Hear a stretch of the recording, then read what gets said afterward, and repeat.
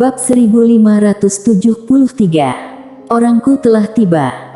Di langit berbintang, pertempuran semakin intens, juga sangat tragis. Kavaleri darah abadi dari klan Kaisar Abadi tinggal kurang dari 600 orang, musuh mereka yaitu kavaleri dinasti Daxing hanya tersisa kurang dari 20.000. Kedua kavaleri masih bertarung dengan gila-gilaan. Tidak ada pihak yang memilih untuk mundur, juga tidak berani mundur. Pertarungan kavaleri adalah tentang momentum. Siapapun yang mundur akan mati. Segera, kedua belah pihak memulai babak baru pertarungan. Dan di bawah, prajurit Tao dari klan Kaisar Abadi juga sedang bertarung melawan pasukan dinasti Daxing. Medan perang ini bagus, karena klan Kaisar Abadi tidak hanya memiliki prajurit Tao, tetapi juga master dari 7 dimensi, 8 dimensi dan 10 dunia. Bisa dibilang klan Kaisar Abadi sudah menekan pasukan dinasti Daxing. 200.000 tentara dinasti Daxing sebelumnya sekarang hanya tersisa kurang dari 100.000. Di sisi lain, Golden Armored Guard dinasti Daxing juga ditahan oleh monster Mileye. Meskipun kelompok pengawal berlapis emas sangat kuat, mereka benar-benar tidak berdaya dengan monster-monster ini. Meskipun monster-monster ini tidak tampan, tetapi kekuatan mereka sangat berharga, terutama tubuh fisik mereka yang terlalu menakutkan. Pertempuran paling sengit masih terjadi pada pasukan elit klan Kaisar Abadi dan Master Aula Dewa Alam Semesta. Pertarungan antara pengawal bayangan dari klan Kaisar Abadi dan Istana Bayangan adalah yang paling aneh. Kedua belah pihak adalah pembunuh. Pembunuh melawan pembunuh. Pertarungan bukan hanya tentang kekuatan, tetapi juga tentang detail. Di langit berbintang, bayangan hitam melintas di antara kedua sisi dari waktu ke waktu. Orang-orang telah jatuh di kedua sisi, tetapi tidak ada yang tahu siapa yang meninggal atau bahkan kapan mereka meninggal. Dan kedua belah pihak tahu bahwa mereka harus saling menghentikan. Jika tidak, begitu seorang pembunuh dari satu sisi bergabung dengan medan perang di bawah, itu pasti akan menjadi bencana besar bagi musuh. Misalnya, jika kavaleri klan Kaisar Abadi bekerja sama dengan pengawal bayangan untuk melawan kavaleri Daxing itu, dapat dikatakan bahwa seluruh kavaleri Daxing dapat dengan mudah dimakan. Pembunuh berbicara tentang serangan diam-diam, tetapi di medan perang, hal yang paling ditakuti adalah diserang secara diam-diam. Oleh karena itu, para pembunuh di kedua sisi melakukan yang terbaik untuk menghentikan satu sama lain. Dan yang paling intens adalah pengawal Kaisar Abadi dari klan Kaisar Abadi, Master Istana Perang dan Master Berkapak itu. Sebagai pasukan terkuat dari klan Kaisar Abadi, kekuatan tempur para pengawal Kaisar Abadi tidak perlu diragukan lagi. Master Istana Perang juga sangat kuat, oleh karena itu, kedua belah pihak bertempur secara dahsyat dan paling tragis. Karena master dari kedua belah pihak, meski dengan lengan putus dan kaki putus, mereka masih bertarung seperti orang gila. Pertempuran sesungguhnya adalah mati. Di langit berbintang, baik Panglima Tiaromu maupun Jordi Dongli tidak melakukan apa-apa, karena ada begitu banyak pasukan di kedua sisi di lapangan, semua dikomandoi oleh mereka. Tentu saja, Panglima Tiaromu sedang terburu-buru sekarang. Karena 200.000 elit dinasti Daxing yang di bawahnya, tersisa kurang dari 100.000. Paling lama setengah jam, prajuritnya ini akan habis. Dan dia tidak bisa memindahkan orang dari tempat lain untuk membantu. Satu-satunya harapannya adalah pasukan ksatria Istana Suci Aula Dewa Alam Semesta. Selama pasukan ksatria ini turun, kerugian bisa diselamatkan seketika. Namun, binatang perang itu langsung ditekan oleh gadis kecil itu dengan garis darah. Kekuatan tempur pasukan ksatria Istana Suci langsung berkurang setidaknya 30%. Apalagi pasukan ksatria istana suci ini langsung ditahan oleh gadis cilik itu. Padahal, yang paling sakit hati adalah master penasehat tadi. Master penasehat ini sangat menakutkan. Jumlahnya kurang dari 1000 orang, tetapi mereka dapat menghentikan ratusan ribu pasukan. Namun, langsung dilumpuhkan oleh leluhur spiritual itu. Kini, Tiaromu hanya bisa menggantungkan harapannya pada master penasehat dewa, berharap master penasehat dewa akan memanggil beberapa master yang lebih sakti. Jika tidak lama lagi kemenangan akan diputuskan. Saat ini, di belakang master penasehat dewa, ruang hampa tiba-tiba bergetar hebat. Detik berikutnya, seorang wanita keluar. Wanita itu mengenakan gaun sederhana, rambutnya yang panjang diikat tinggi, dia membawa pedang di belakang punggungnya. Pelindung alam semesta. Melihat pemandangan ini, ekspresi Mileye yang sedang bertarung di bawah tiba-tiba berubah. Pelindung alam semesta lainnya, terlebih lagi ini pedang kultivator. Ini bukan pedang kultivator biasa. Saat wanita itu berjalan keluar, matanya langsung tertuju pada Mileye di bawah. Detik berikutnya, dia tiba-tiba maju selangkah, satu langkah ke bawah, kakinya terjatuh, seberkas cahaya pedang memancar. Zas! Pedang telah sampai di kepala Mileye. Mileye tidak mengelak, dia membiarkan pedang itu langsung tenggelam ke tubuhnya. Bang! Energi yang kuat tiba-tiba meletus dari tubuhnya. Serap langsung. Setelah menyerapnya, Mileye juga menghela nafas lega.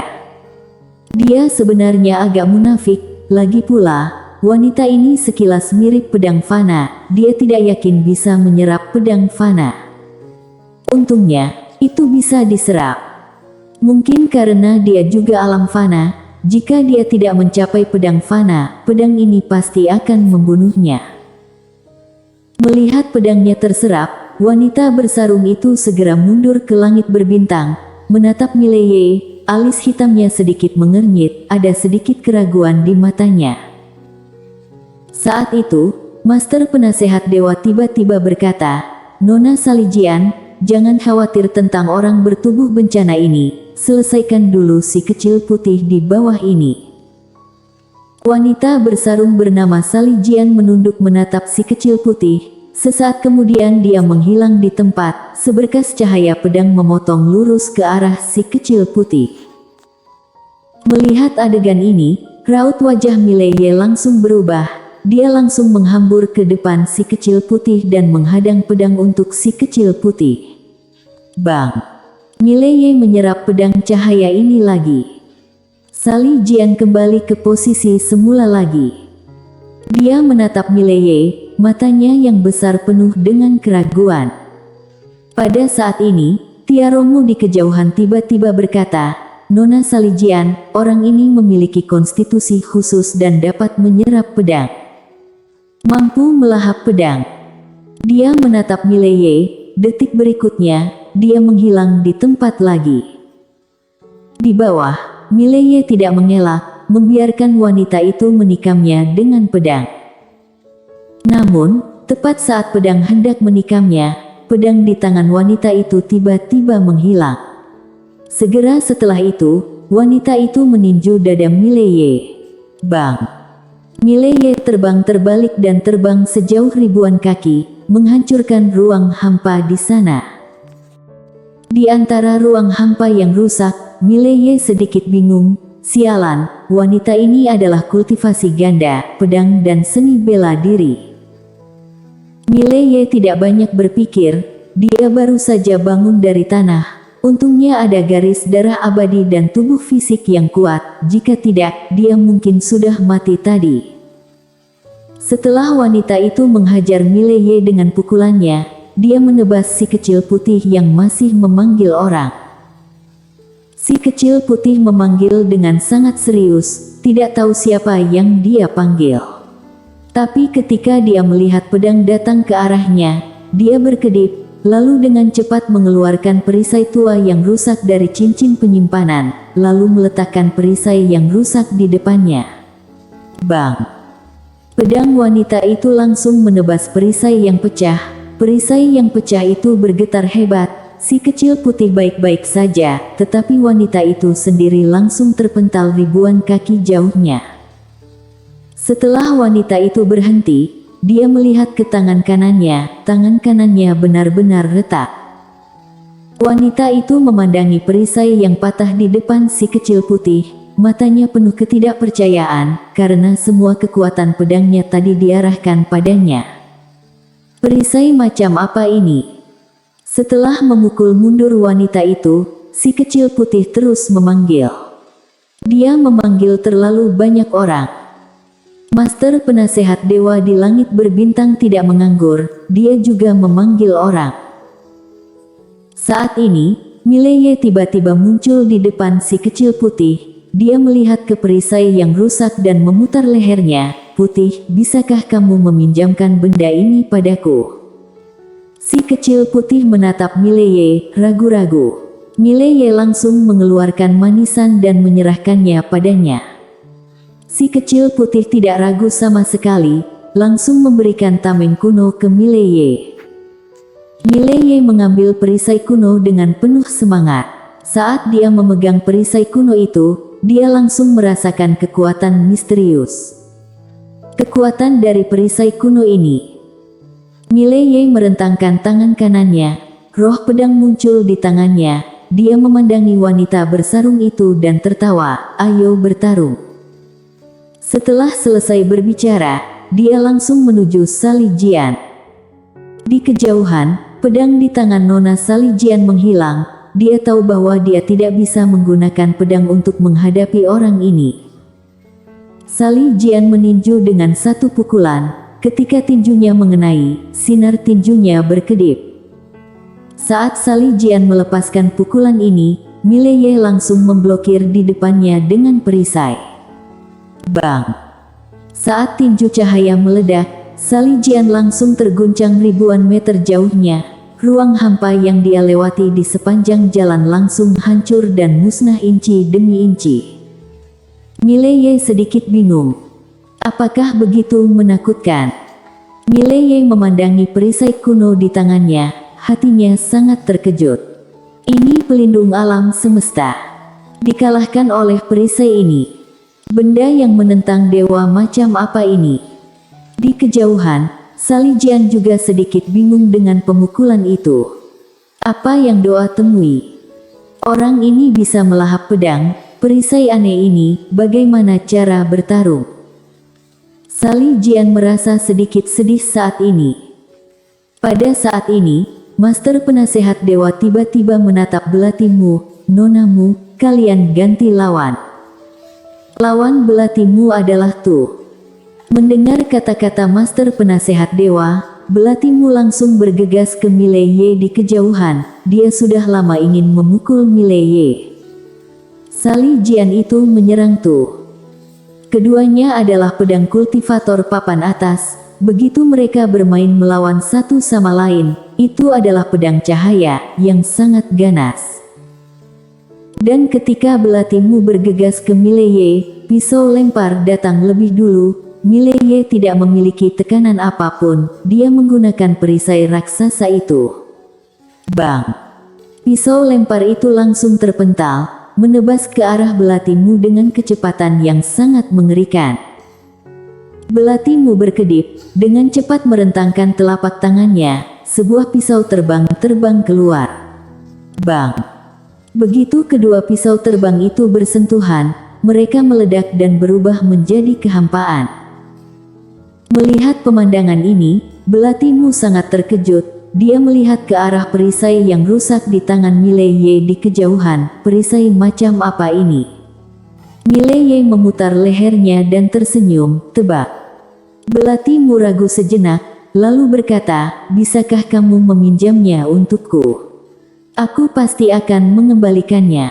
Aku bersumpah demi karakterku. Mileye berteriak dengan marah, kamu memiliki karakter apa? Kamu wanita yang sangat jahat. Setelah berbicara, dia langsung menyerang belatimu. Belatimu. Di sisi lain, ruang hampa di belakang Master Penasehat Dewa tiba-tiba bergetar hebat. Tak lama kemudian, aura kuat yang tak terhitung jumlahnya tiba-tiba datang dari bagian ruang hampa itu. Pada saat yang sama, langit berbintang di sekitarnya mulai bergetar hebat, seolah-olah gempa besar akan terjadi secara umum. Ada makhluk kuat yang mendekati Star Territory ini. Master Penasehat Dewa menatap si kecil putih dan menyeringai, "Orang-orangku telah tiba." "Di mana orangmu?" Tandingan panggil orang. Dunia puluhan ribu surgawi ini, siapa yang bisa mengalahkan aula dewa alam semesta? Di bawah, si kecil putih berhenti. Bersambung.